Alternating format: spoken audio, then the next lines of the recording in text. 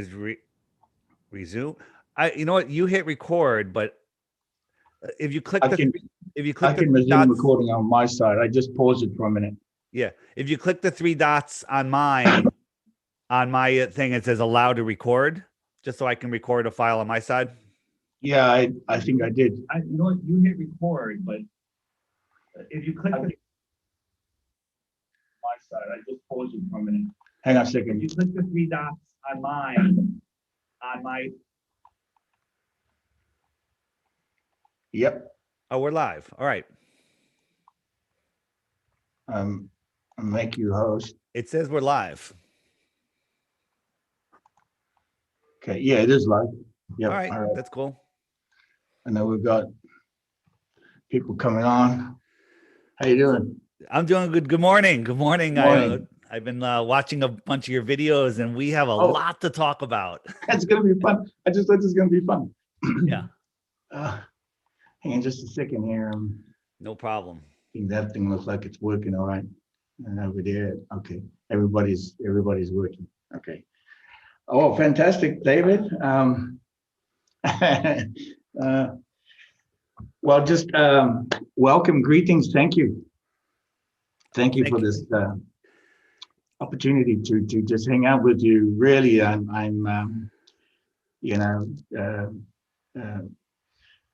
just looking forward to this exchange. And like you say, you know, what we've both got some, I think, interesting perspectives and approaches from the work that we do.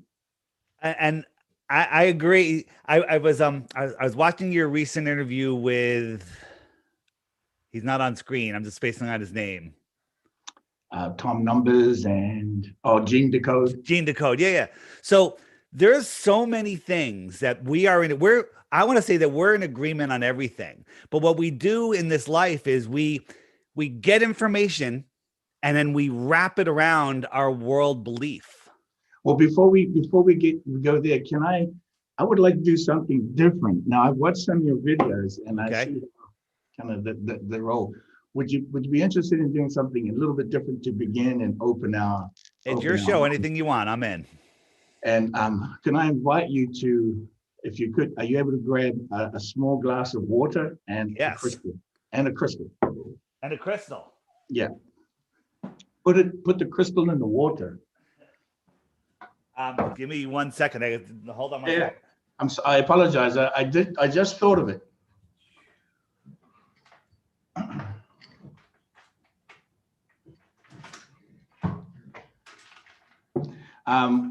While you're doing that, let me just welcome everybody to the House of Huna on the light table.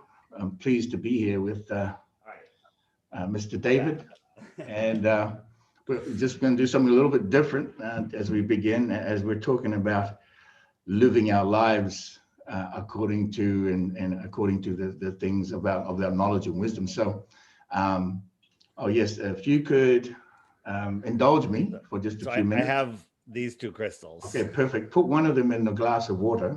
Okay. And choose a ring. Choose a ring, any one of these rings I'm wearing, or two if you want. Okay, I got it. The on your left hand, the middle ring, and then the turquoise one next to it. Okay, so this is called the blue tablet. It's Tanzanite. Okay. And you know this one. This is Mayan turquoise. Yeah. Okay. All right. So if I can invite you to take your glass of water with your left fingertips placed in the water there, if you're able to reach the water, and if you're comfortable enough, this may take a second. Maybe you can hold it or put it on your desk in front of you with your fingers in the water. Are you comfortable? It's going to take a second. I'm good. This is a welcome ceremony. So I would, if you could put it down so you could, I'm going to invite you to focus in a certain way. Okay. Keep your fingers in there. Yeah. Yep. All right. Yeah, perfect. And I'll invite you to close your eyes for just a moment. Okay. Thank you. For those who are watching, I refer to this, we refer to this in the House of Huna as a Lemurian technology, which is we refer to as a login. Okay, so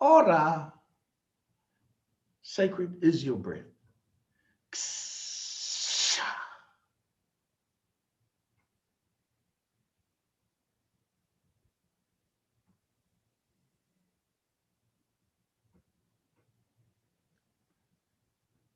Thank you, Mr. David. Wow, that was different. And you know what? I didn't have time to meditate this morning, so thank you. Oh, you're welcome. Thank you. Now do I Yes. drink the water? You can drink the water. It's coated with those codes. You can do ceremony with it, and heal the land, the water, the sky, and wherever you're standing. Thank you. That was fun. I really appreciate you opening to that. And of course, we are talking about expansion and capacity. Yeah. Right. Now, I know perhaps later I would ask you a question, because I know that during this moment we're going to share that those are the codes of the continuum in Lemurian. It means what that means is we go there and we come back. Where do we go? Wow. Okay, so I would like to suggest, and it's just a suggestion, and it's my observation that I'm not really 100% in agreement that you are of flat Earth. That I am Yeah, personally. that you personally are not of flat Earth. Okay. One of the main reasons why I say this is because you're more multi-dimensional than you are flat, two-dimensional. You're not Okay. I understand you to not be two-dimensional. When we say flat Earth, we don't mean a two-dimensional Earth. We mean a flat plane with hills and valleys and depth and height. So, but yes, I hear what you're saying. And as I suggest that, you share in so many wonderful ways, and you question everything, of course, and you offer some wonderful possible solutions and potentialities. Certainly, there's a lot of potentiality in what you share. Is there confirmation? There is in some things that are going back and forth, and we will today. But that's why it also leads me to feel that you are more multidimensional. And of course, the plane itself can be just a flat surface everywhere you look. The flat surfaces, of course, everywhere you look. Yeah, you drive on a road, it's flat. You can't. You can drive on a bumpy road, but We you drive have on a flat surface. hills and valleys, but we're talking about a level plane with hills and valleys and deep spots and high spots. So, and I think a lot of people. I mean, your following is huge, and mine's not, but mine is getting there. And so I wanted to, if I could, they say there are 7 ways to prove the Earth is round. And perhaps, I mean, you probably read this or heard this, right? And if I can pick on one and then we can pull it to bits, or if it stands up, would that be something we can do? Sure, we can take it any way you want. I want to say something before you start though, is during our life journey, we come across information, all of the research and teachings that you have got, that if you have experienced in your life, they would make no sense if you didn't have a foundation to wrap them around, if you didn't have any idea of anything. But we're all brought up into this world, and heliocentrism, the belief in the globe, is cast upon us before we could even talk. So it's the foundation of most people's upbringing. So when you learn things, you're like, oh, and everything you do, you're wrapping around this world belief. And that's a very hard thing for some people to unwind. But the things that you're talking about, the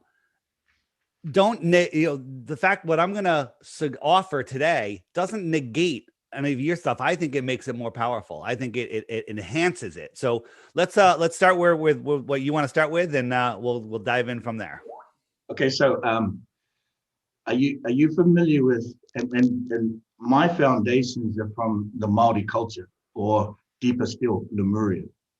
Okay, so my foundations are from the first Lemuria. First Lemuria is from 600 million years ago, 600 million years before Atlantis, in the human understanding of distance.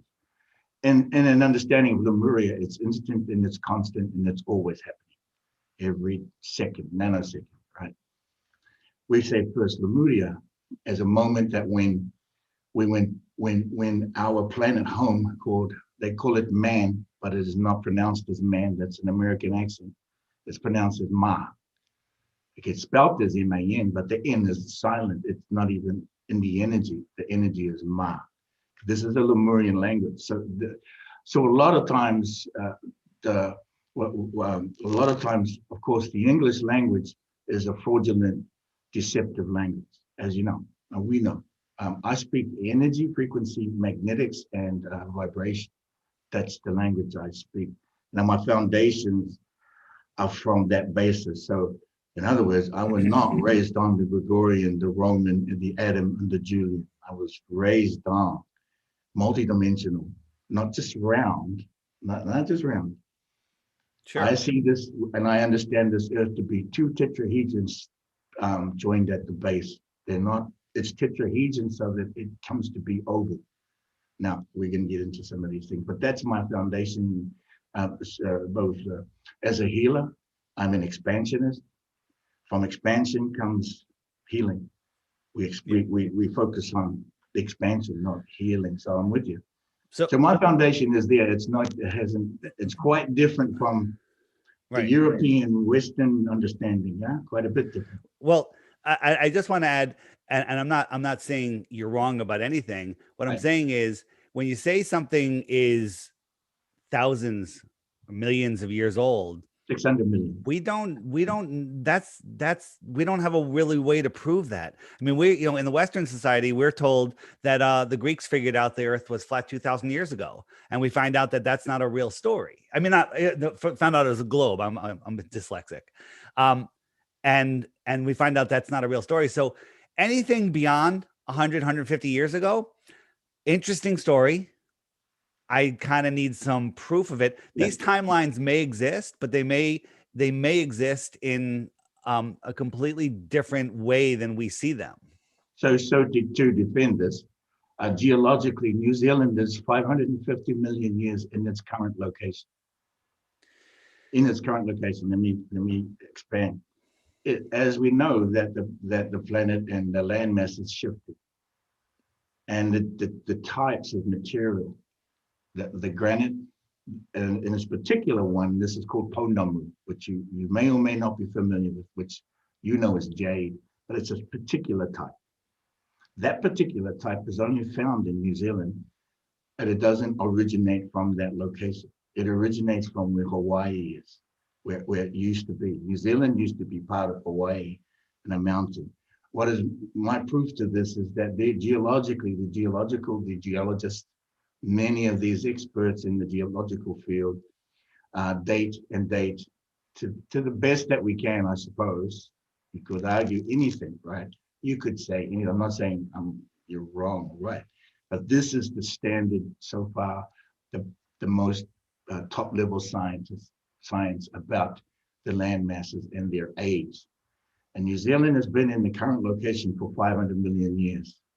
Before that, it was where Hawaii was. We don't only have that geologically, we have this in our culture and in the knowledge of connection. Like when we began, and this is something that's going to come through later, we'll talk about maybe, we connected to 9 senses, David, 9. Do you know the 9? Have you ever heard of 9? I'm not sure I can name all 9. Okay, it's very simple, right? Let me share, because this is connecting to all that ever was in all distance, millions, billions, trillions, to just a second ago. What was 600 million was a second ago. What was its consciousness. But here's a connection. Let me share. I see you. I hear you. I taste you. I touch you. I smell you, and I can sense you. But these 6 senses, because of them, I remember you, which is a sense. I remember you. Because I remember you, I'm like, hey, I think I know you. I know you. Because I know you so well, I can say, I think we've learned some stuff, David, and maybe learn more, potentiality. I am you. And this understanding, we cannot escape each other. We are inseparable in energy, vibration, frequency making. No matter what intention you decide to lay, disconnects or reconnect or towards. I completely agree with that. I had a good friend's father passed away a bunch of years ago, and he was an influence on many of our lives. And when he passed, I realized that he was still living within all of the children that he had affected, and they had his mannerisms, his did things, and so he lives. A piece of him lives in all of us. So I agree with that. Yeah. And so we are not only communicating from ourselves from the position of where we stand on this planet. We have communication from outside. Outside is inside. Inside is outside. Up is down. Down is up. Well, see, that's where we can disagree. Down is down. Up is up. Up is up for New Zealand. Up is up for Australia. Up is up for America.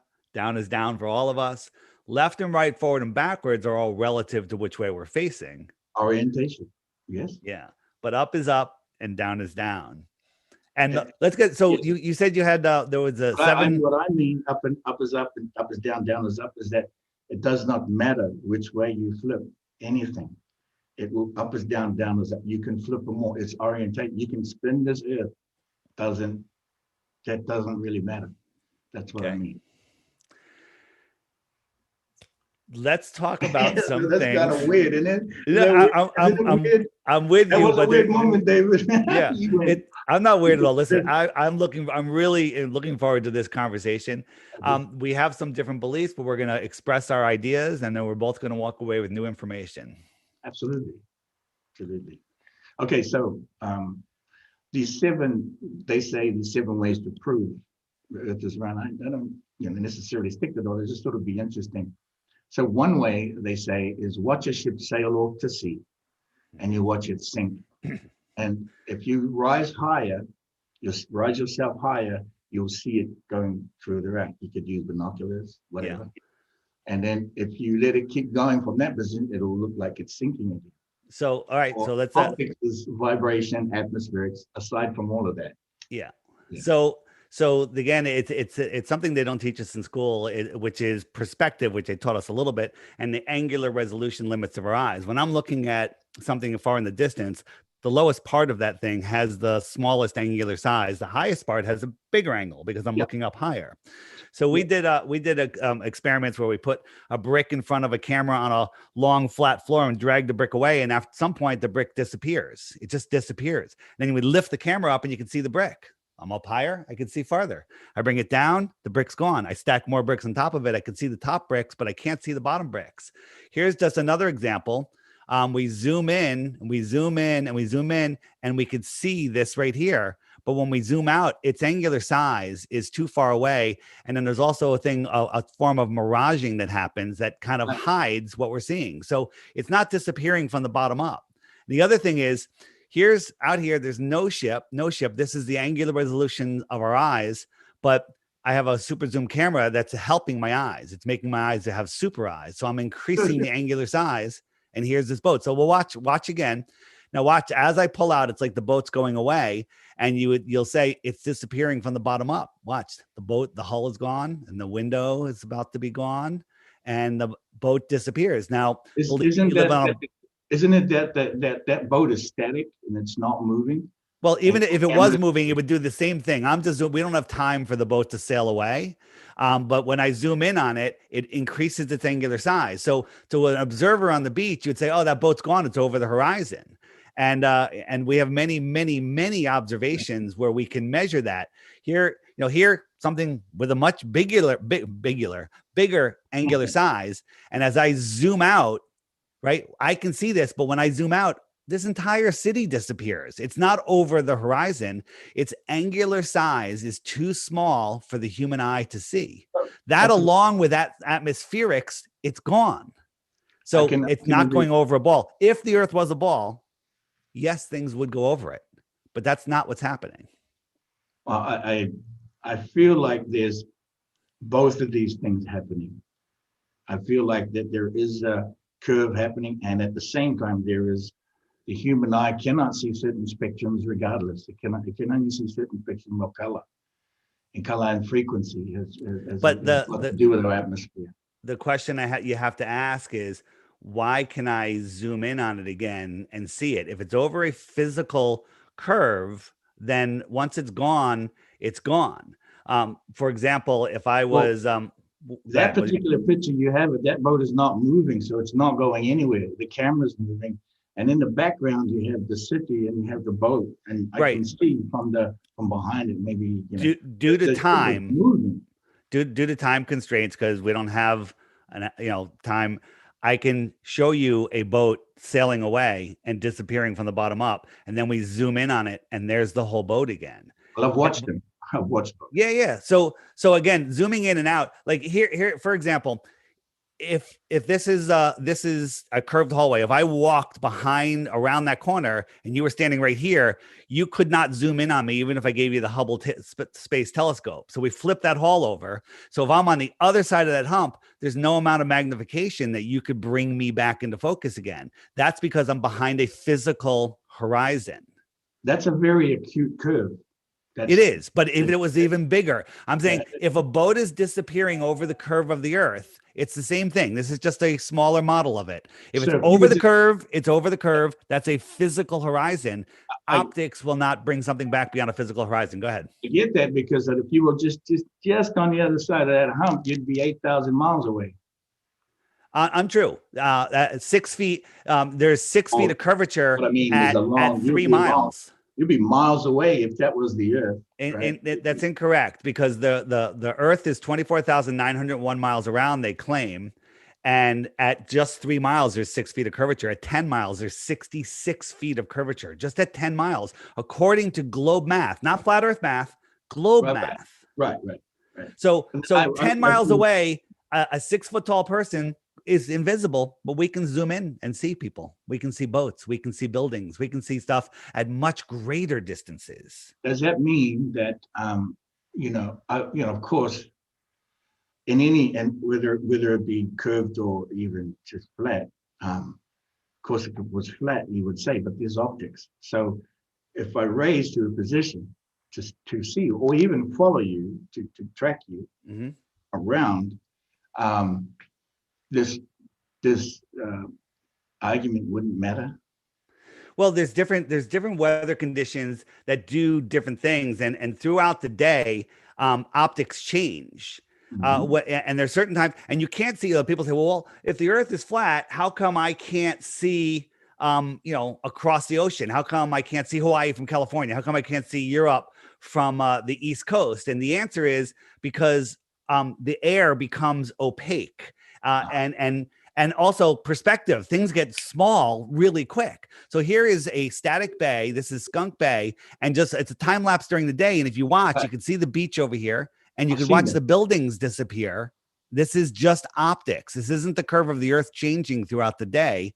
It's just the optics of the day. So camera lenses, because the atmosphere is water, air, oxygen is water, it acts like a lens as well.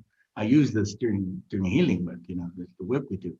So it also affects cameras, can also affect your eyes. Doesn't necessarily say that's what's happening, because if you stick your finger, put a stick in the water, right, and you look at the angle of the stick, looks like it's going to one other direction, right? 100%. I'm with you there. Water does that, right? And that's Well, what oxygen is, water. so what I'm just showing you here is this is visible and it just keeps changing, right? Due to atmospheric conditions. So saying I can't see something means it's over the curve. That's pseudoscience. That's not real science at all. Check this out. This is very important. This is in Aluja, France. There's a viewing spot that's very famous because out here is Mount Canigou, 175 miles away. Well, according to Globe Math, that from this altitude, looking at 175 miles, the top of Mount Canigou should be over a mile below the physical curve of the Earth. Okay, so here is what people would think is the horizon, the physical horizon, but it's not. It's an optical horizon. And 2 days a year, 2 times a year, when the sun is between its migration between the Tropic of Cancer and the Tropic of Capricorn, it lines up with this viewing spot and Mount Canigou. And with your naked eye, you can see Mount Canigou. This is all Mount Canigou. And this top point right there where the mouse is should be a mile below the curve. Now, the only explanation that the globe has for this is that magically the sun is already set. The mountain is a mile below, the top of the mountain is a mile below the curve, and optics are popping it up and stopping it right at your eye level. That's crazy. That's insanity. Okay. We can see it because it's right there and the sun is going beyond it. The light that bounces off of Mount Canigou is not bright enough to push through the soup of the atmosphere, but the sun's light, which is the brightest light, is bright enough to push through, and it gets backlit, and you can see the mountain. Absolutely. If the light was behind you, I wouldn't see you very well right now. But you would see me blocking out the light. I would see your shape. Yeah, absolutely. Yes, there's the shape. There's the mountain. It's right there in our view. No optics needed. Any particular time of the day, that again, atmosphere, water is the atmosphere and water is a lens. So it can also obscure and block. So the fact that we can see things that should be below the curve shows you that it's not a curve. I'll even concede that it doesn't prove the Earth is flat, but it doesn't prove that things are going beyond the curve. Want to go to number 2? Of course. Yeah, this is number 2. A lunar eclipse. So it's also spoken, and you've watched a lunar eclipse. I've watched the lunar eclipse. Yeah. When I've watched the lunar eclipse, I've seen the shape of the sun on the moon. As the moon passes between the sun and the Earth, there's a shadow. You're seeing the shape of the Earth on the moon, you mean? Now, if it was flat, we would see a flat object, shadow coming across the moon. And I do this, everybody does it. We've been doing this for millions of years. Okay, we did it the other day when the last time we had an eclipse, right? Mm-hmm. And this has been a popular one. So, of course, the moon looks orange when it's in the full lunar eclipse, but as it's coming around, you can see the shadow. Is that not the Earth's shadow that looks round? Yeah, it's not, and I will explain. So when you have a sphere and a single source light, and you take another sphere and eclipse it and cast a shadow on that other sphere, that eclipse doesn't come in as a perfect curve, just like we see. It comes in as an ellipse. It spreads out, and then it leaves as an ellipse because of the curved shape of the object, the moon, the sphere. Let me finish. Yep. You can do this yourself too. And I got to add that clip to my presentation. You can take a sphere, a single source light, and take a straight edge, a book, a piece of cardboard, whatever, and eclipse the light. And that curve, you'll see a curved shape equally go across that sphere. I'm not saying that the Earth is flat and it's causing that. I'm saying something else is causing what we call the eclipse. Is it a shadow or is it just a darkening of the moon? There's been over 50 documented Seleninian, don't kill me if I get that wrong because I'll never get it right, Seleninian eclipses where the observer can see the sun and the moon both above his own horizon, and the eclipse starts, and sometimes it starts from the top. Well, that's impossible. That rules out that the Earth is causing that darkening of the moon. Now, there's a lot of theories on what causes the darkening. I'm not going to go there. They're theories. I can't prove them. But what I can prove is it's not a globe doing it. My thought is that one thought as well is that it's the reflection coming off the oceans of the planet that's throwing light. That's throwing light. Why the light turns? Why the eclipse turns, and that we get the shape is that the oceans, the waters of the planet is throwing extra light back the other way. That's where the extra light is. That's an interesting theory. I haven't really thought about that. I have to give that some thought. There's You know, a lot of when you water on look the at planet. a solar eclipse, think about this. If you're talking about the Earth throwing back the light, if you're on the moon during a solar eclipse, and if you believe that the moon is eclipsing the sun, you're looking at the Earth and you have a full Earth, like a full moon, because the sun is behind you. Well, Right. the Earth's shine should be lighting up the moon, just like the moonshine, a full moon lights up the Earth. And I could read by it. I can drive my car in the dark on a full moon night. Okay. So the problem is nobody has ever seen the moon approach, Right. eclipse, or exit the face of the sun. Even when it's totally blocking the sun, you just have the ring of fire. You would think that the Earth shine, you'd be able to see some of the features on the moon, but you don't. You just see a black circle. No one's ever seen the moon in its new phase, ever. Okay. Not from the space station, not from an airplane, not from infrared telescopes, nothing. Okay, so because like a camera can only point in a certain direction, unless we have multiple cameras. So yeah, we need to have more eyes. Exactly. Well, we've filmed. How come NASA hasn't filmed the eclipse from the space station just once? Never once. How come they don't have a camera on the moon? It's the perfect tripod for looking at the Earth because it always faces the Earth. Put a camera on Earth and watch it spin. You can't do it because the moon isn't what you think it is. Or you know, because there's a lot of theories, and NASA just doesn't want to, you know, show you. They didn't want us to look at the sun, right? They don't want you to look at the sun either. So I can't tell you why they want to do stuff like that, but I'm not fully, you know, of course, fully convinced of that. But Will it be okay when we're done with your 7 questions that I completely destroy NASA for you? yeah, I would love that. I mean, I'm not a fan of NASA. Never have been. So, All right. okay. I mean, like if I came onto the show and started lying to you from the beginning, you wouldn't believe anything I said after that. Okay. So I'm just going to show you that NASA lies all the time. Oh, I've seen a lot of footage of NASA lying. Yeah. Yeah. So okay, the same question, the same position as climatry, right? As you rise up higher on a flat plane, you can see farther, right? And it's just because here, just like this, a balloon going up on a flat plane, you can see farther. On a ball, the ball would drop down. Okay. Never, no matter how high you go, the horizon never drops. Now, when you go up super high, depending on the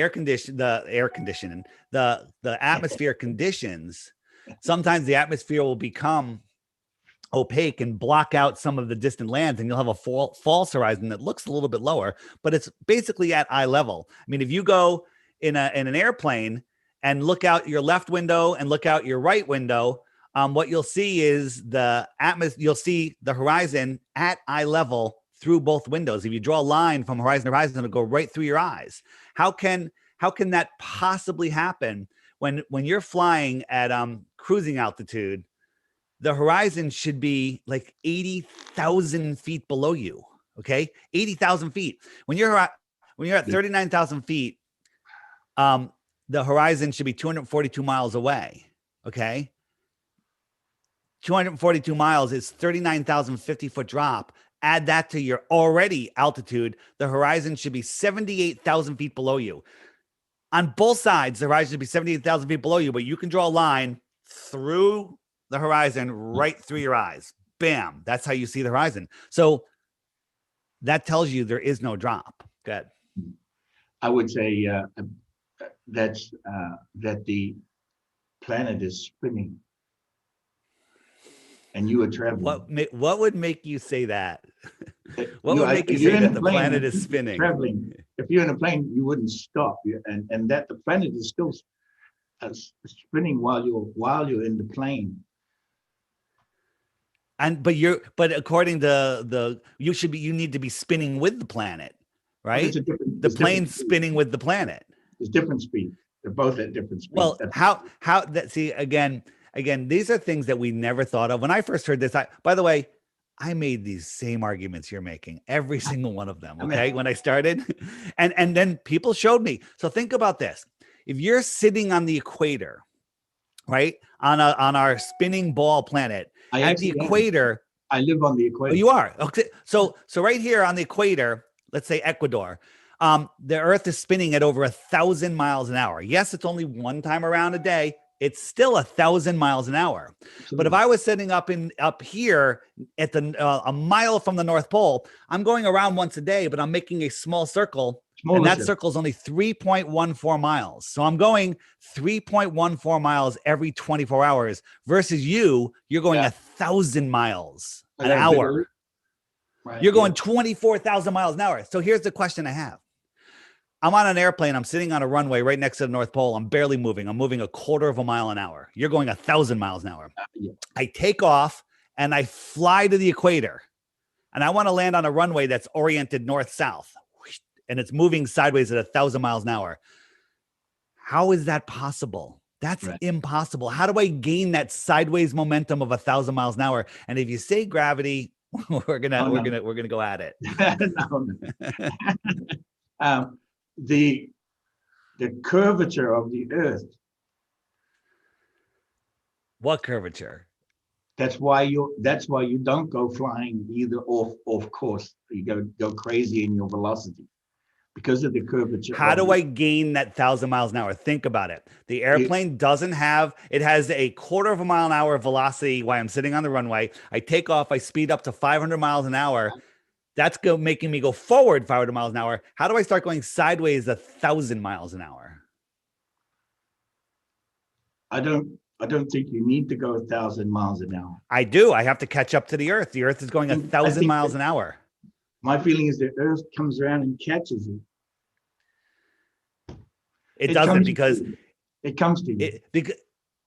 It comes to you. So when I fly from the east, I fly from New York to California, California should be racing towards me at 800, 900 miles an hour.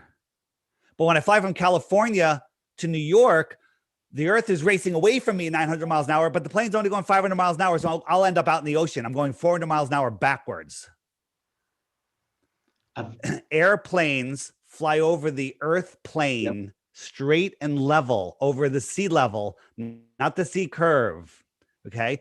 Even the FAA manual documents that we found, CIA documents, FBI, NASA documents, not that I trust any of those, but FAA documents, they talk about all the modeling is done over a flat, non-rotating plane. We have tons of videos showing these documents from government websites. Flat, non-rotating planes, disclosed from the early, 1950s, 60s, 70s. Air pressure in the cabin. But what about the air pressure in the cabin? Air pressure in the cabin keeps you still, keeps you in position, holds you in position. So I agree with that. You're in an airplane, you can drink your water, you can take a walk, go to the bathroom, all as well. But now I say double the speed of the plane to match the spin of the Earth and take off the outside of the plane. Let me know how your glass of water is doing. Okay. Wow. We don't because we're spinning and there's no cover over us on the globe Earth. Now I believe that we're on a flat, non-rotating plane with a cover over us or some sort of something to contain the air pressure. Well, absolutely. And the plane is doing that, which is even if you speed the planet up or you speed the plane up, you're still within the atmosphere pressure inside that container. Right. You still didn't answer the question. How do I go from 1/4 mile an hour to 1,000 miles an hour of sideways momentum? You can't answer the questions. So don't even try. Well, my answer is air pressure. You can't feel it. So that as I go, the air pressure is speeding me up with the Earth. So by the time I get to the equator, I'm moving sideways at 1,000 miles an hour. No, it's keeping. And here's the problem: the Earth is spinning to the east, and at 40,000 feet, the air is outrunning the spin by hundreds of miles per hour. How is that possible? You would think it would start to lag behind, Just turn the blender on and look in the blender. The farther part is lagging behind the inner vortex. The Earth is spinning and the air is outrunning the spin. Nonsense. Are there centrifugal forces? There are centrifugal forces at play here. You're using just words. These are good words, but they're not describing what we're talking about. When centrifugal is got there's mass, there's push and pull, there's pressure, there's vacuum. So what's pulling the plane? What's speeding the plane up to 1,000 miles a lot an of hour? things. I'm not a scientist, but a lot of things. You are a smart man. You have your own common sense. And the people that run this place, that are trying to run it, have convinced us to give up our common sense for nonsense. Okay. Absolutely. Let's go to the next question. Okay. But I do agree. That's a point where, we could get pulled in all directions going that speed. Traveling, well, I think we kind of talked about it, is travel through the different time zones. Time zones. Can we talk about time zones? Yeah. Let me. I need to share my screen with you if you mind, and I'm going to show you time zones, and we'll do seasons at the same time. Is that okay? Before you begin, can you see what's behind me? Yes. Okay, so these are known as the 5 sectors, and when they're combined, they're called the 6 sectors. Now, from New Zealand, which what has been brought to us is time zones, 24 time zones, right? New Zealand, it's been shown that New Zealand is the first place in the world where light touches the ground. It touches the ground. I could agree with that. We can talk about that. The counterclockwise spiral. And so this is what Lemuria is. It's in alignment with the nature of things. And so being born in first light, we call it first light. Remember when Y2K kicked in, the millennium, and Y2K kicked in? What they did, and just the first time it's ever been done, never been done, ever done since. They started celebrations from New Zealand for first light traveling around the planet to the meridian time in London, and then also to carry on to Indochina and come around full circle. So for us in New Zealand, the new year starts in June, in winter, and that's the Lemurian calendar. So this is why it's Lemuria. It's the first light. So it travels these energies. These energies between seasons expand and contract. So those energies. I have a great question for you, and I heard you talking about this where you're 6 months ahead. So in June, that could be the beginning of your year because your sun is coming back to you starting in June. The planet is looking at closer. I'm going to show you a different way to look at it, but I have to ask you a favor first. Yeah. Forget everything you ever knew about seasons just for a minute. Okay. Just forget it all. Right. I would think, though, that our new year for the North starts 6 months different than yours because it's 6 months different. Because when your new year starts, our sun's going away from us. It's leaving us. So maybe the North and South should have different New Years. I don't know. But listen, that's not what we're talking about. So I'm gonna show you how. Now, remember again what you promised me. Forget everything that you ever knew. All right. I saw your app. Yeah. So I'm just going to show you the season. So right now, the sun goes around in a perfect circle. It's a clock. It keeps track of the hours and the days. The moon, which is trailing behind it, keeps track of the weeks and the months. There used to be 13 28-day months. Yep. Okay. And the sun will, if I speed it up, will outrun the moon. Watch it. It gets a little farther and farther from the moon each time it goes around. The moon phase changes and it will lap the moon every 28 days. Fascinating, right? So the moon keeps track of the weeks and the months. I'm going to slow it down. I want you to notice that the sun is almost over that inner yellow line. That's the Tropic of Cancer. That's the height of our northern summer. But right now you can see it's kind of moving out away from it because it's already going back to you guys. Yeah. So as the months, right now, you guys are in your winter because the sun is far away from you. Look how far away it is from New Zealand. But if I jump the sun forward 6 months, we go all the way to December, boom, it's all the way out over the Tropic of Capricorn, and it's higher in your sky, closer to you. You have your summer. It's the height of your year. Okay. So seasons work because of the sun is close and far. If you and I were sitting outside in the middle of winter, you come to the north here where it snows, okay? And we're sitting outside and it's freezing cold, freezing, ice. The ground is frozen solid.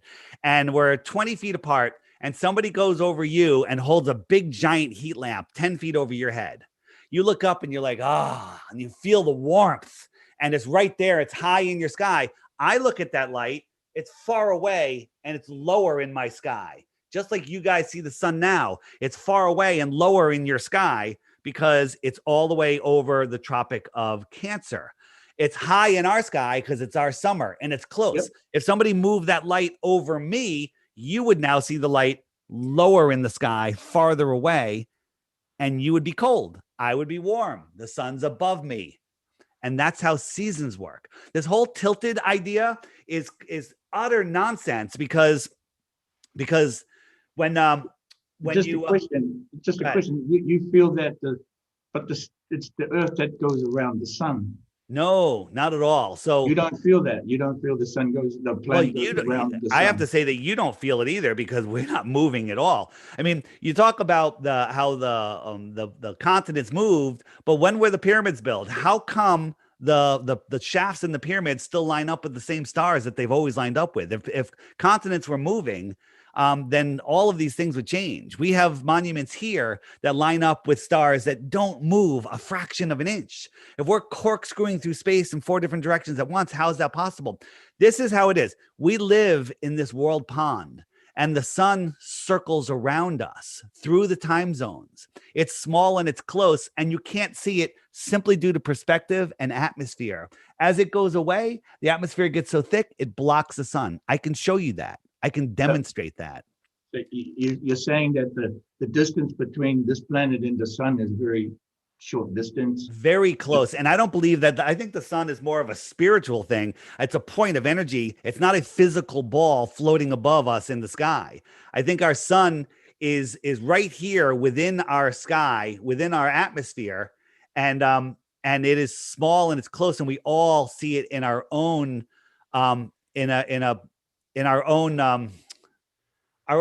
we all view it, what I call in our personal atmospheric dome. I mean, the sun that we see is super close and it doesn't go down. Like this sun looks like it's setting over the ocean, but as it goes farther, this horizon is just where all of these clouds due to perspective are just condensed, and they're opaque. But if I zoom in on this, we can see that the sun isn't setting at all. It's just going away and there's plenty of room. You just can't see this. And the farther it goes, the more condensed it gets. Go ahead. Sorry. With your lens, you're traveling towards it, so it's not going away. And my understanding is, I just lost my train of thought. That the eclipse and these things that are happening, but between that the sun is a fair distance, a lot further away than we think, but that the magnetic field pulls, and again, water in the lensing of the atmosphere, water is what we breathe. That lens is showing us different imaging, and that the magnetic field is what brings the heat. The sun is actually not that hot. I believe that we're in agreement there. The sun is sending electricity to Earth. Yeah, Dr. Robitaille proved that. He's a solar physicist, the most profound. Ask him how solar panels work. I've had breakfast with him. I went to his conferences, and I've had breakfast with the guy. Right, so we sat and chatted. Here's a question you could ask them. Ask them how solar panels work, and they don't know. They have a theory on how it works, but I'll tell you how they work. They collect electricity. They literally collect electricity from the sun. That's it. Not photons, electricity. This sun is going away. I believe you. Yeah. So we could be in agreement there, but we just have to wrap it around the right model. Right. Look at this sun. Yeah. Do you think from this viewing point that you're falling over backwards faster than the speed of sound, or that thing that we see in the sky that we call the sun is just moving away? We're not falling over backwards. It's moving away. What are you doing? Are you time lapsing? This is a time lapse of the sun setting. Yeah, I mean, we can't at that distance, because that's why I feel that it is at a further distance. And again, you got more than one camera lens happening here. You've got the water in the atmospheres, as well as a communicator. I agree with you. but you changing a can, lot but of what you're saying. we're not falling over backwards. This is just going away. It's just going away. It's perfectly clear for anyone with eyes to see that the sun is just going away. You What would have to direction is believe. that? So What direction? Here's the thing. The sun, you can watch the sun during the day. It goes down, down, down, down, down. And if you have a good vantage point on a super clear day, it doesn't keep going down. It goes down and it stops and it just sits there. Okay. Here's one. This is a soldier filmed this in Afghanistan. Super clear day. High. This is super sped up. It's just going away. The sun should just drop below this, but it's not. It's going away. It's getting smaller and smaller. It's going away. Let me show you what I call tilt? Is that the tilt? Is that the tilt? the tilt. No, the sun's just going away. No, I mean, is that the planet tilts? So there's different angles in the tilt. You're stuck in this belief that we're on a tilt with a distant sun and that we're spinning. Not necessarily a belief of it. I'm asking this question: is that the tilt? Is that no? There is no tilt. The Earth is level. It's just going away. It's just going away. Here, let me show you how perspective works. So when you look at a row of streetlights, they go down, down, down, down until they disappear. And that's just something that's really kind of close. So here's how we see the sun. So first, here's a cloud. I'm looking up at the cloud. It's high over my head. But you know how the clouds all sit on a cloud deck on a nice day? So, but they look like they're going down, but they're all sitting at the same level. But due to perspective, they look like they're going down. So follow me through it because I can't stop this. So hold on. So when they get all the way to the horizon, they don't go below it. They just condense into it. Okay. So now, and this observer looks at that and draws a line between his eyes and that. He sees a line that's paralleling over the flat water. He sees a line that's level, right to his eye level, but that's not really a level line. Imagine if you were standing underneath this cloud and you could see the line that he drew from his eyes to the cloud. Would you see a line going across the water level, or would you see a line from a cloud sloping down to him? This is what you would see. But this guy here doesn't see that. So what does that mean? What does that mean? This cloud in the distance becomes his horizon. So his horizon's really up here. So as the sun just travels across the sky, it'll show in a second. So here's his horizon. We extend that horizon line. The sun travels across the sky. And when it goes past this line, it gets blocked by this, all the clouds compressed into the horizon. This is his horizon. You're seeing it like this, but this guy doesn't see it like that. This guy sees it. It goes behind here. He can no longer see it. But the way he really sees it is coming up in 2 seconds. Is like this. So this is how this guy sees this line. Yeah. But this is what he really sees. Because remember, that same cloud, this is that same line. He sees the sun dropping down and it looks like it's going behind a physical horizon, but that is just going behind his optical horizon, and everything's compressed into the horizon at his eye level, because that's how our eyes work. And our eyes deceive. Our eyes deceive. Oh, well, our eyes deceive, but this line is a level line. And I'm just moving this ball away across this level line. It kind of looks just like that. That's a real sunset. What is this horizon? How come that's not the horizon? What's this horizon? Right. Okay. Two horizons. No, it's not. This is the atmospheric deck horizon, but your eye can't see that. It all gets compressed into the horizon. But it's a perception of two horizons, but it's the atmosphere. I get it. You know, just like the water, like I was saying. Now, so if the sun is, like you say, just a question, just sure, not a position, just, you know, and we're saying these agendas. What is, then you say these people have got us all trapped in this stuff. Not me, that's for sure, and not you, that's for sure. So someone's moving these pieces around with big hands, something with big hands that can hold a sun and hold this planet and do all these things and move it around. So if you take a magnifying glass and focus its point of energy on the ground, you can make it, it'll burn it. But go out, I encourage people to go do this, and don't burn anthills, right? Because that was when we were kids, right? And look at that point. It looks kind of like a little spherical ball. It looks amazing, right? Right. So now if I lifted that up, a foot in the air, well, the dot is gone, but that dot is still there. It's just in the air. Yeah. It's just in the air. So that dot is what we're seeing. We're seeing, I believe, that there's a firmament up there, a lens of sort, and it's focusing the light to a point that where we see it. If you and I were outside 50 feet apart, the sun is setting behind us and we're looking at a giant mirror in front of us. And I sent a third person up to the mirror with a Sharpie and I say, I see the sun right there. And they drew a circle around the sun. Then they walked over to you. They're going to draw a circle around the sun that you see 50 feet or 50 yards, whatever the distance is, away from mine. We're both looking at the same thing in two different positions. That's how we see the sun. Check this out. This is really important for you.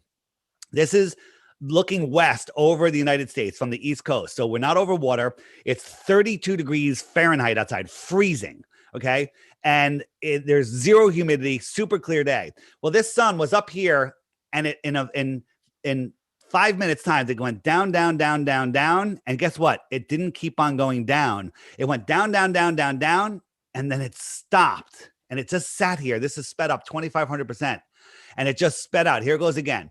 It sat here for 10 minutes and then it just disappeared into the thickness of the air. Super clear day.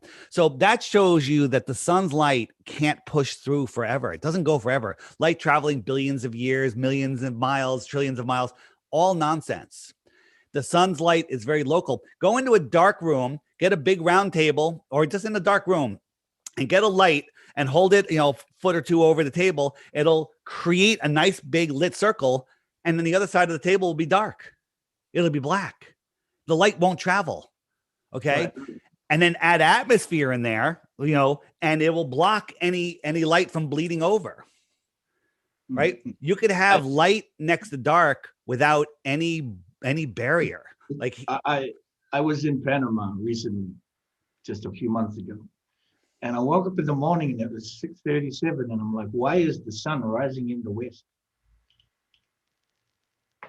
In Panama. In Panama, the hotel I was facing faces the west directly because I was on that side of the Gulf of the and Panama's right near the equator, right? On the Pacific side. I'm on the Pacific side facing the Pacific Ocean and the sun is rising. And I had video of this and I said to everybody, why is the sun rising in the west? They go, you're facing the east. No, I'm not. I'm facing the Pacific Ocean. So directly. I'm on the west coast. And the answer is the optics of the sky are no way to prove the shape of the earth. The sun that we see is not a physical ball. It's an optical thing. There's been times where people are seeing two suns, right? There's times where, I believe that the sun that we see isn't the real sun. The real sun is on outside of the firmament and it's being projected in. That's why the moon does the same thing. This is my opinion. And that's why when there's a new moon, there's nothing to project. Therefore, we never see the new moon. When the moon goes new, no one sees it for 2 full days, almost 2 full days. No one's ever seen it. If I was, and this is what I feel is that the illusion and the optics have a lot to do with the water that surrounds this planet. Sure. And what's reflecting and what's kicking back, what you can feel, what is speaking to you, communication on many levels. And when I woke up that morning, I was like, this thing is in the west. Why is it doing that? And I realized, okay.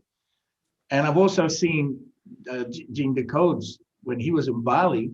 He had 2 suns. He had one at the horizon. He had one above him, and his wife took the photo. And I was at that mountain the year later. And so what is that again? So again, wasn't there, didn't see it myself. It could be that the sun is manifesting in 2 spots, or you might be seeing what we call the spirit sun, which is the source of the sun that we see. Again, wasn't there. Just want to show you one thing and then you can continue. This is a balloon. I think it was at like 80,000 feet. And it's the sunrise. The sun's over here. Everyone over here is having a beautiful sunny day. Everyone over here, it's pitch black. Okay. And that's because the sun, the light in the sky, the sun is electric. It fluoresces the gases up there. Most of the gas is nitrogen. Nitrogen fluoresces blue.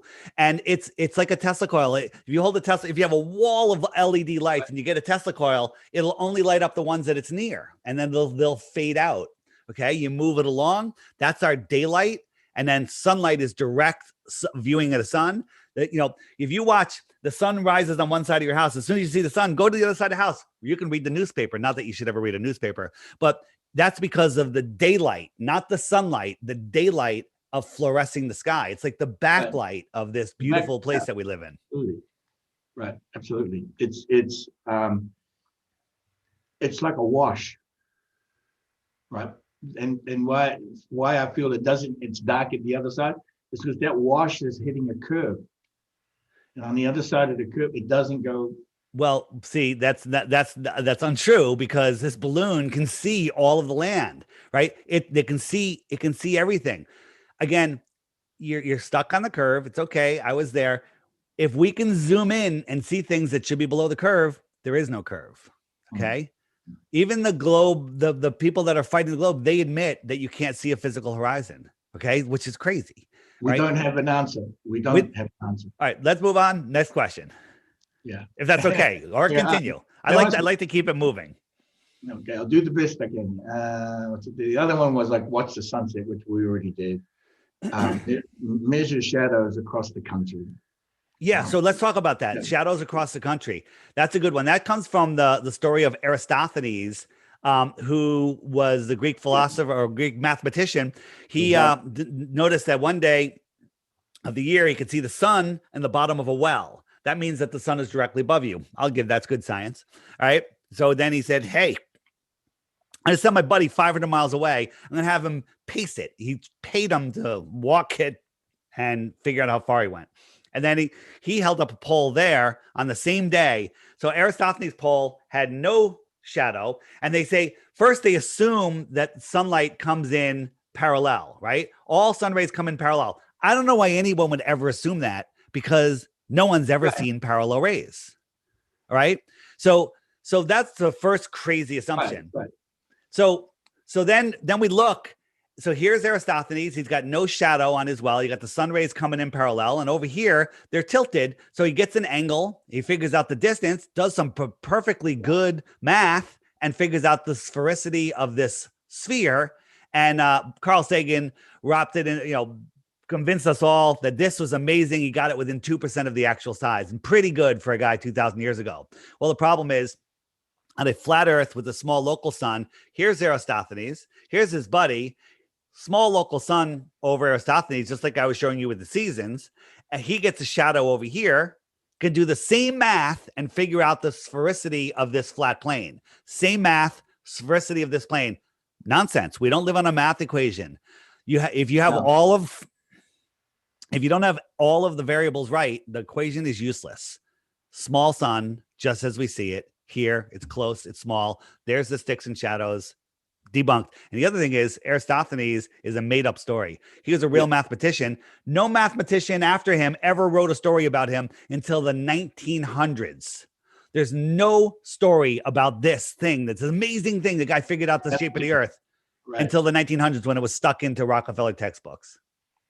Yes, absolutely. And so this next one is, and I don't have much to say about that one, because it's, again, the Greeks did so much stuff that wasn't true.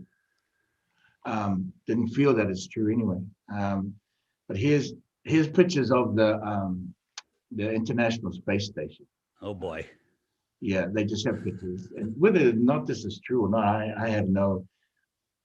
What I want to share about this is, what I want to ask you actually is, when are you going to get on the shuttle and go up and have a look? Because nobody ever goes to space. That's a straw man argument. Because I've heard that. It's here's the thing. Think about this. When you're constructing something, you got to test it. You got to put it together. You got to make sure it works. You got to redesign parts. The space station was designed by all different countries. Okay. They made it and they never assembled it on Earth. They just shot it into space and they put it together in space without any problems. It's been up there for 20 friggin' years, and there's not a single photo or video of it being built. Here's another problem. 2 different countries made the parts, but they made different hatches. So they had to get a third company to make an adapter. Okay. never tested, never built on Earth, built in space. It would be the most videoed project ever. Mission control will be like, okay, move that here, connect this. Good. Zero video or photos of it being built. So let's talk. Go ahead. We know the line. We know the line, and whatever disclosure, Right. Check this out. They got some fresh lemons up on the space station. Fake. This is called augmented reality. Okay. It's not real. They're manipulating CGI objects. They do this all the time. They get caught all the time, and people just like, nobody seems to notice. Nobody seems to care. So we can't talk to these guys, and I don't. But what I'm asking you is, when are you going to go up? Nobody has ever been shot up in a rocket except Mad Mike Hughes, the stuntman who jumped 1,800 feet and killed himself. That guy that jumped off, that went up and jumped and parachuted back down, you mean? Oh, you mean Felix Baumgarten? Again, don't shoot me. I can never get his name. Oh, yeah, I forgot his name. Felix. So there was that was the Red Bull edge of space jump, they called it. The question is, did he really go up there? I think he did. What's that? I think he went up. Yeah, I think he went up too. The problem is, this is a balloon shot without a fisheye lens from 120,000 feet, and it looks kind of flat to me. The problem with Felix is he went up, and he even said he saw the curve of space, but he was wearing a curved helmet. So even on the ground, it would look curved. Now, whether he was set up there to say that he saw the curve, or he expected to see the curve, and that was the coolest thing. But the problem is, if you look at the photo of him up there, like, this is what they showed everybody. They did 2 test jumps before this, and they didn't use GoPros. They used they used regular lenses. Everything was flat. Then they used GoPros, and this is what they showed us. But here's the problem.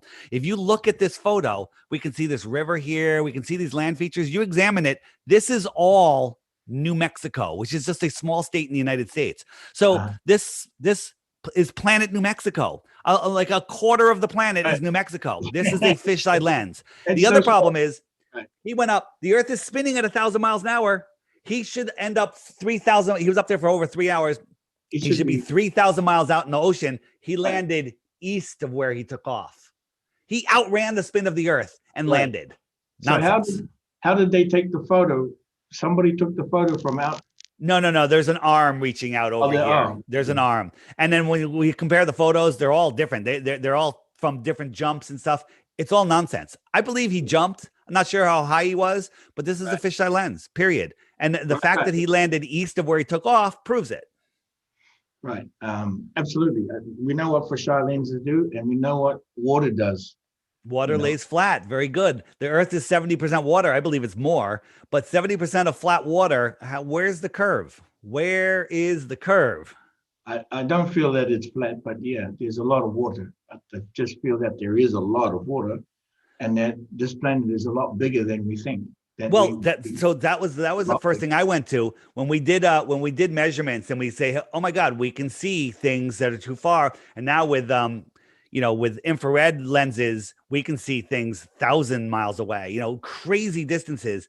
But even some of the basic distances we've done, the radius of the Earth from the center to the surface is 3,958, if I got that right. So as you bend that radius, it makes a curve. So there is a curvature based on a radius. The distances that we see, this 3,985 miles radius, we would need a radius over 100,000 miles, right? For the distances that we would see, it would be 100,000 miles. Now, I don't believe that the Earth is a ball with a radius of 100,000 miles, but if it was, that'd be a pretty big secret. Right. Now, pretty amazing. Where do you get your numbers from? Science, right? Well, no. You can't just say science and then say, well, science says. Science is a word. Physics is a word. Somebody brought the numbers, right? Some individual. Here's that's a great question. Where did they get the radius from? Who figured out the radius of the Earth? Where did they get it? And Aristophanes figured it out, but he's wrong. It works on a flat Earth. Okay. So your numbers are from the person who shared those numbers to you. What I'm showing, I'm using their numbers against them. I'm showing you that their numbers are ridiculous. They don't There's nobody has figured out what R is, the radius. Nobody knows where R came from. Nobody can prove R. Without R, there's no curvature. There's nothing. Okay. There's no proof of R, period. Using those, that foundation of mathematics and measurements. And what I'm saying is, if the earth is a ball, it has curvature. If this is the radius, as you move that radius, it makes a curve. It makes a curve, right? My elbow is the center. It makes a curve, right? That's the radius. No matter how long it is, I don't care if it's 1,000,000 miles or 400 miles or 4,000 miles, it makes a curve. We can see far beyond a radius of 100,000 miles, which is, over 25 times bigger. I totally understand you, and I totally understand you. And just lost my train of thought. There's so many. There's a lot. Sorry about that. You want to go to the next question? It's okay. Well, there was just the 7, and was a couple of them you already kind of spoke about. So there wasn't any more 7 ways. There was only 7 ways to prove it. But here's something that you can think about.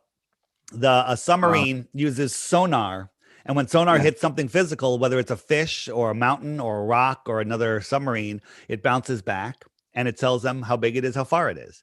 Well, the most of the ocean is the abyssal plain, which is the flattest place on Earth. Yep. A submarine sitting near the bottom of the ocean can see another submarine over 100 miles away. Well, with an Earth 24,901 miles around, like they tell us, that submarine should be behind a mountain over a mile high. A mountain over a mile high. So you have to believe that sonar climbs up a mile, goes down a mile, hits the submarine, bounces back over the mountain, and they could see it. That's not true. It's flat.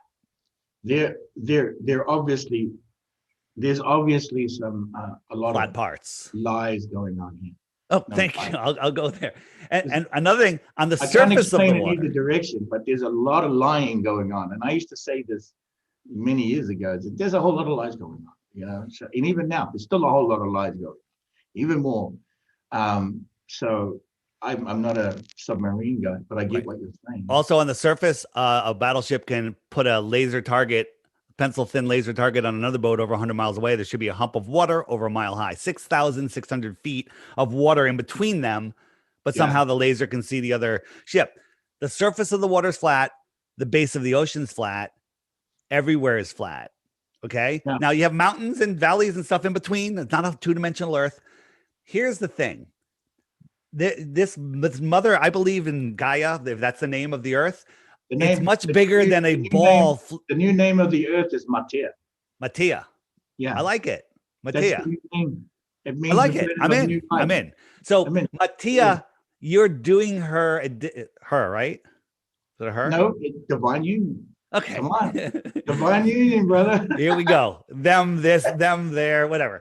Okay. I don't want to offend anybody. Okay. We'll move to it in a minute. Go ahead. All right. So you're doing the Earth, Matea, a disservice by saying it's just a ball floating in a space vacuum. Matea is a large, extended plane. We live in a pond within that plane. Okay. It goes on and on. Maybe there's billions of other ponds also. Maybe we're not the only pond. Maybe there's rings around us. Okay. Maybe there's other worlds right here beyond Antarctica. Maybe. Okay. Maybe. Again, we don't know because we're there. Or maybe we're all that there is. And we're This I get. I don't feel the ice wall is there, but there is land masses further out than well, I don't even like to call it an ice wall. I call it the shoreline of our lake. And some parts of it is a cliff. Okay. And that's what they call the ice wall. There's other parts that are rocky shores. Okay. Where you can pull a boat up. So what's out here in this outer space? We should ask the polar bears. Who? Ask the polar bears? Ask the bears. They live up there. Ask them. All right. Well, I don't have access to them. Maybe you can ask them. This is what we do. This is the part I'm going to talk about in a moment. But I get that there's land out there but there's also underwater, land underwater. You're in New Zealand, right? No, I'm in the Yucatan Peninsula where I live. I live in Playa del Carmen. Okay. But I'm from New Zealand, right? And I'm tutored through the mystery schools of my culture. There's a lot of flat earthers in New Zealand. I know. That's okay. Everybody can be, but I don't feel they're flat Earth. I feel you're multidimensional. I don't feel you're flat. I'm with you. A multi-dimensional Earth with us living on this plane within those multi-dimensions. I love it. A spinning ball flying through a space vacuum, defying all the laws of physics. Exactly. I don't buy that at all. Defying the laws of physics, we love that. We strive for defying the laws of physics. This is what communication is. It doesn't adhere to any kind of, is it quantum? Absolutely. And I talk about the continuum. It goes in all directions. I'm with you. I believe that there's a heavenly realm right above us, right, very, very close to us, right above us, a non-physical. Look at the clouds. Think about. I want that for you. I want that for you. Yeah. Think about clouds. Why do clouds have nice sharp edges to them when they're not being sprayed and dispersed? Okay. They're morphing intelligence, in my opinion. That's my opinion. Right here, they do. They're often like popcorn, and they're all kinds of shapes. They're all different shapes here. I'm close. What's going on there? This is where the magnetic field. This is a place where the magnetic field comes to almost zero. So here's the other thing. We have they tell us the North and South Pole, you know, we have magnetic poles on a spinning ball Earth. Well, all magnets all compasses point towards the center, right? We have our magnetic center, and the compass always points to the center, right? So, you know, east and west are circles around that center, because I'm trying to push this thing west, but I have to keep turning it to keep it going west. West is right here on the compass, and that needle keeps making me turn. So west is a circle, east is a circle. All of these lines radiating out are south. The problem is, if the Earth was a ball, when you got out here, your compass would point towards the South Pole. Never happens. Compasses don't work in Antarctica. Okay. No. They don't work because they're too far from the magnetic center. There is no South Pole. My feeling is that the apex, and I call them apexes, not poles, that the southern apex is pointing to the northern apex.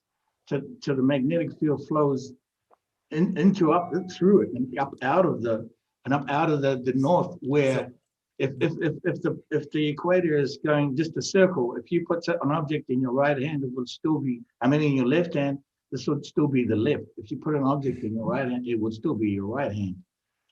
Right. The way I see it is that we live in a toroidal field that's coming out of the North Pole. It wraps around, and we live on a plane within that upper and lower toroidal field. We live on the plane in between.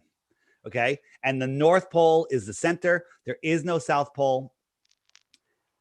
And that's the way I see it. My perspective is that there are two apexes. There is the southern apex and the northern apex. There's the other end of your northern magnetic. There's another end of it. At the other end of it, I feel, is the southern apex. And this is why you get the toroidal field, much like your kidneys. Your kidneys are a generator. They generate magnetic energy within inside your body. This is part of biology, and it's a generator for your electromagnetic field, other wonderful things that it does for your body, and that the earth and the toroidal field represents your kidney. And there is the up and the down of you. There is the up and the down of you. No matter which way you go. A lot of these things is the up and the down. I'm with you. We have our heart is our toroidal field center. The center of the earth is the center. You know, it makes this toroidal field. I just said cut an apple open. You'll see it's the shape of a kidney on the inside when you cut it in half. There's a lot of stuff to look at there. Doesn't mean we're on a spinning ball flying through an impossible space vacuum. Absolutely. I don't agree that there is only the north magnetic. I agree. I'm with the two apexes, that there's that they do this and the other one does the opposite. And it is very much bigger than that is this radius suggests. That's where I'm at. I haven't seen any evidence of it, but I respect your opinion. No, yeah. So of course, I mean, I haven't seen anything to debunk that, to show me any otherwise, including all these optics that you're sharing. There are a lot of it is optic. And again, I mean, think about this. Go back to the water inside surrounding this planet. With the sky is water.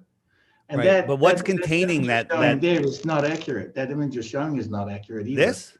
Yeah, that's not accurate, that image. What's wrong with it? I don't feel it's, I mean, I feel that that's what's happening with some of the planets, but I don't feel it's a fully accurate model. This is what science tells us is That's what going they on with the said. spinning ball. We're orbiting the sun, Yeah, we're spinning, and we're chasing the sun. I don't feel that that's accurate that they're saying. The guy, I saw this a long time ago, years ago, I've seen that image. Yeah, your feeling is correct. It's not accurate. It's not. I know right, because it's not. the Earth is nothing like that. The Earth is a flat stationary plane. We're not moving, you know, in all those directions, all curving, speeding up and slowing down. Water would be sloshing all over the place. But we have perfect lakes that are mirrors. There's zero movement. Nothing is going on here at all. We do have those, but then we don't have those. We do have them, and they're not always like that. Yeah, no, like because of wind and conditions. But the magnetics of the North Pole holds these pieces together into each other. So you believe that the magnetics, the North Pole, the toroidal field holds it together. Why the water doesn't spill off the planet, it holds it all together. Because of gravity, the unproven theory.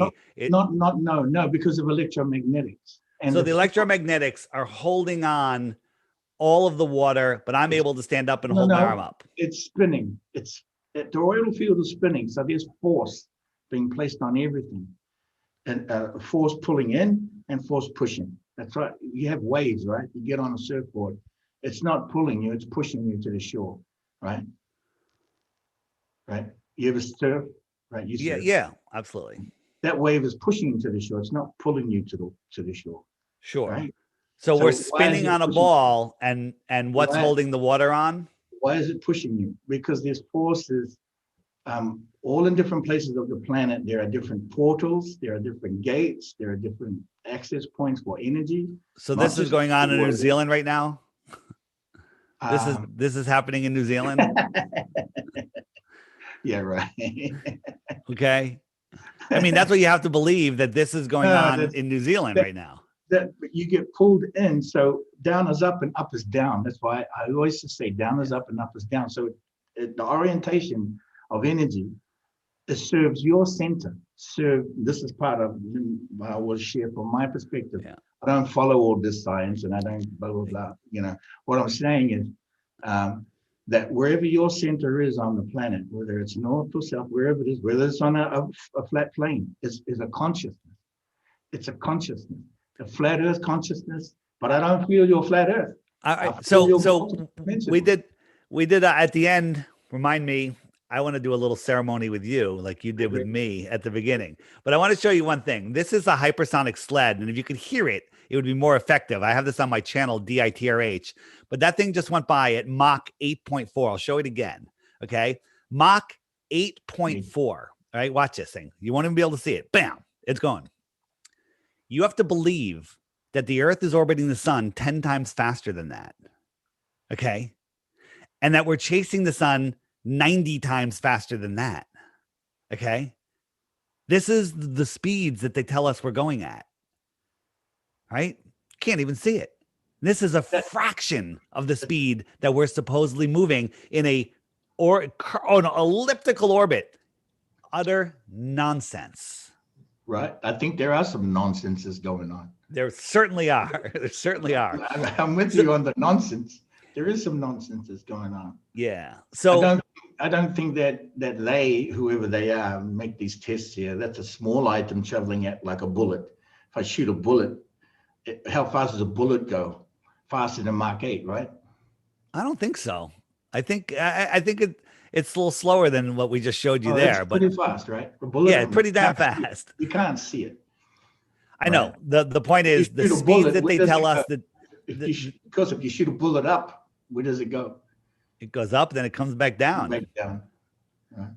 Yeah. You shoot it this way, like if you shoot it, it goes up because it's going to climb and then it drops a certain level. The whole gravitational model says the atom that's at the very center of the Earth says everything come to me in all directions, right? What about the atom that's halfway between the center and the surface? How come he doesn't say everyone come to me? How does everything know to go towards the center of the mass? Pseudoscience. It's like all of us, when we all stand around on the planet calling each other from every position, pulls in everything together. Yeah. Okay. You know what I mean? I'm not trying to like, no, just I hear what you're saying blase. there. This is what I'm saying. Communication, the planet is a communicator. That's what I feel. It communicates in multiple dimensions, and it has an apex north and south that when you are speaking, when the planet speaks from many points, from mountains, from oceans, from rivers, from trees, right? And so, of course, I might be nonsense as well. You know, I might be also talking a whole lot of nonsense. But from my perspective of what I do, as you say, and what I do in my life in healing work for people and this planet, I work with stargates and portals, and I do access them. Right. This is my experience. So hold on. I want to comment on your Yeah. Stargates. Stargates, I believe you, but they've been hijacked. They're not Stargates to distant stars. They're Stargates here within our realm. This is the work I do every day, David. Stargates and portals. And I'll let you know, you're right, they were hijacked, but we've pulled them back into different frequencies. This is the work we do. We don't just let them, like, for instance, here's a piece for you. What month were you born in? July. But you don't agree with July, right? What do you mean I don't agree with July? Tell me you don't agree with July, please. I don't even know enough about it not to agree. So fill me in. Now, okay, so for you, July is the 7th month of the year, right? It's not the 7th month, but go ahead. Yes. Yeah, exactly. It's not the 7th month, and neither is it July. Okay. Wow, that's the code that they're sharing with you, the nonsense they're sharing with everybody. What's the zodiac position and constellation aligned to that month? Cancer. Yeah, that's a lie too. Okay. It's not Cancer. It's not July, and it's not the 7th month. You know what? I have a lot to learn on that, and I'm sure you are advanced in that stuff. I'm versed. This is what I do. Right behind me. Yeah. Right. There's 5 sectors of the 6 sectors. Sector 1 through 5. We have the center is the golden compass, the Earth, the planet, Mater, where it's round and it has the tetrahedron at the center. But there's a primary. We call it the primary. It's not the Star of David. It's much older than David. It's before David. Okay. So if you are following carbon dating or the dating processes of materials, I'm sure you do, right? I don't believe in carbon dating. It's been wrong so many times, and they've been trapped. They've been tricked. There's new sciences that there's more technology than the old carbon dating, but they do have DNA, DNA and dating from DNA and all these kinds of things, materials, right? So behind me is the golden compass, what we call the golden compass, what I call the golden compass, which is this planet and how it navigates the beings we are. We are light beings. We are light in the human. We're not just human. As I understand, we are in the human. And so your birth sign in the Lemurian calendar, this is the Lemurian calendar. If I say June, it's just a word. It's some Roman whatever, or Greek god or whoever, Caesar, decided to name his own months and wishy-washy after him, right? And the constellations, right? These are all codes out of Atlantis. Codes from Atlantis.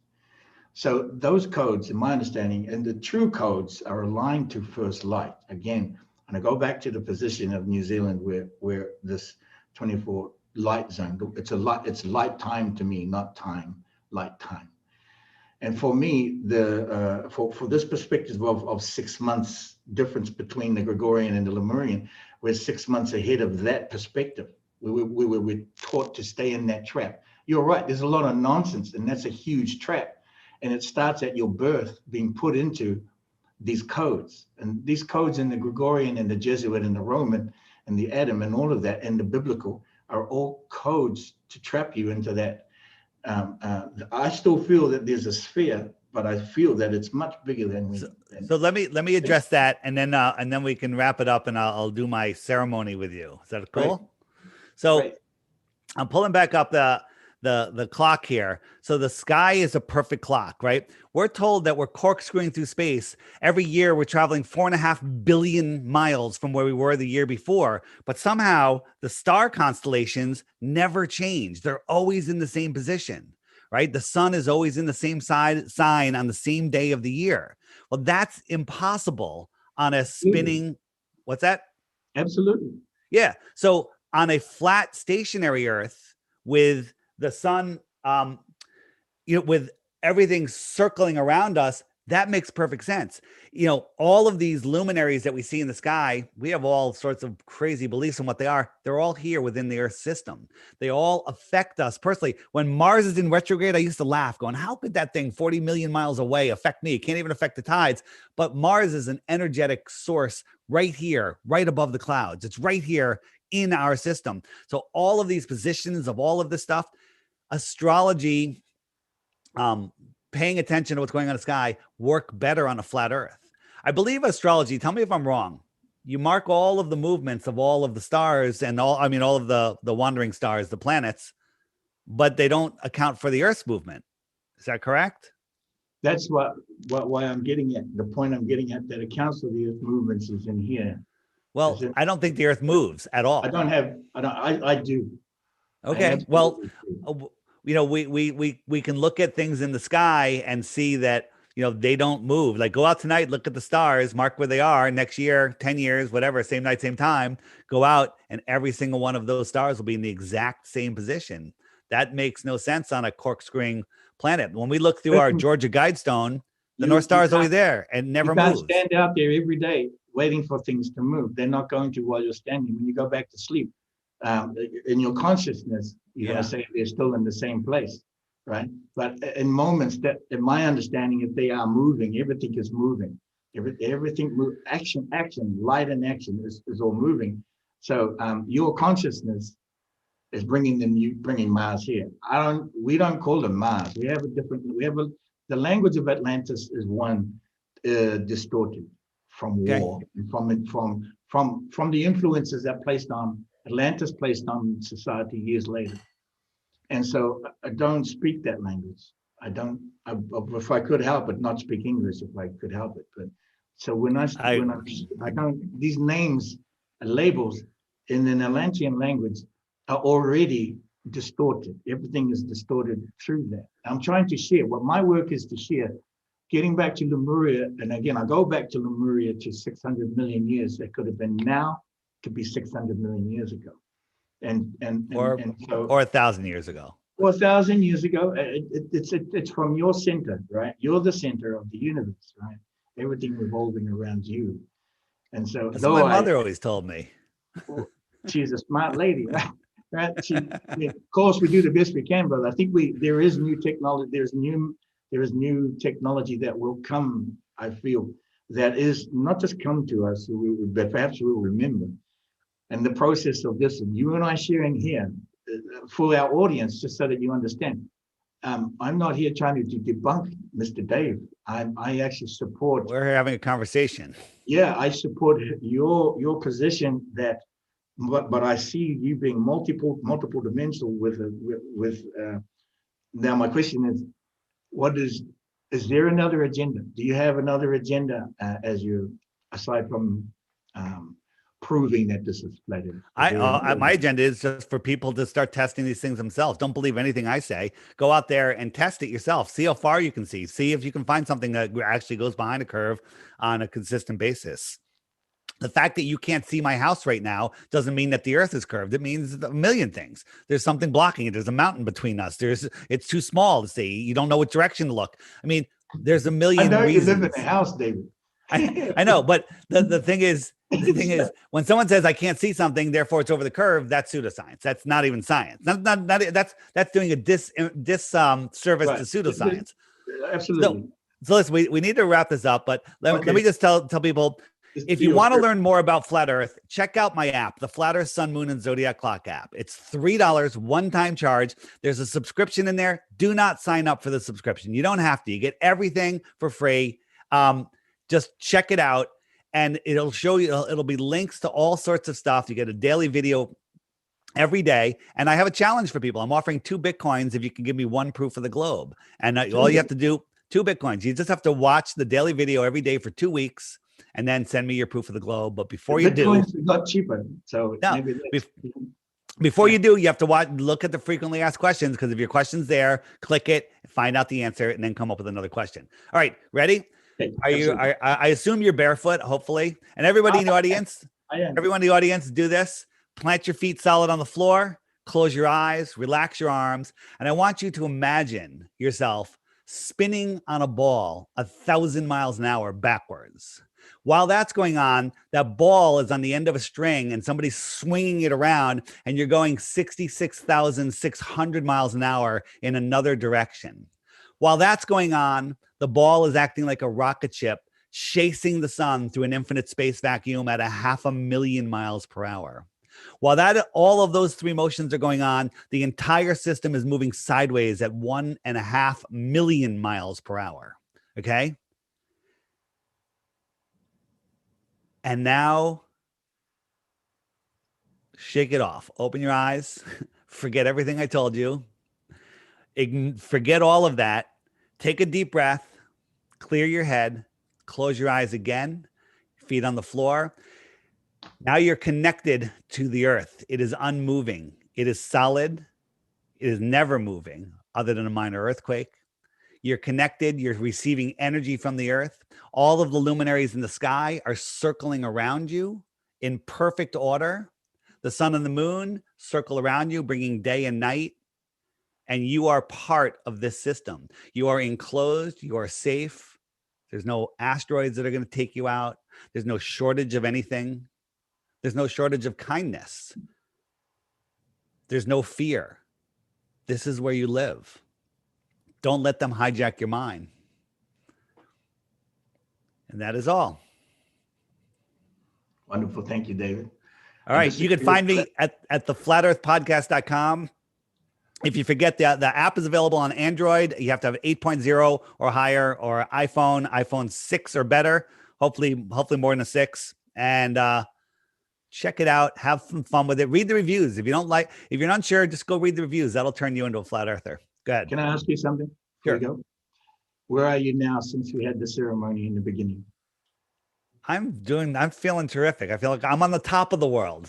And that's it. Exactly. We're on top. We're at the center. We're all on the top. Throughout your ceremony, I was that. Throughout your ceremony, I was also that. Yeah.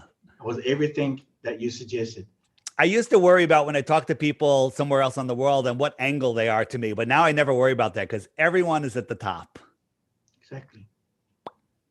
Earth is flat. Look at that. We can depart on this wonderful notion. Thank you everybody for joining. Hope you enjoyed that. Mr. David Weiss, wonderful to be with you, and perhaps along with some of my followers, you're going to get my my assigned government trolls will be here, blowing up your comment section with utter nonsense. So just keep an eye out for them. My YouTube channel's never been shut down. Let's just see what happens. No, you won't get shut down for this, but you will be filled with trolls making stupid comments, never offering a globe proof. I get that all the time. I get that for my work. Yeah. All right. Peace. Thank you. So much love to you, brother.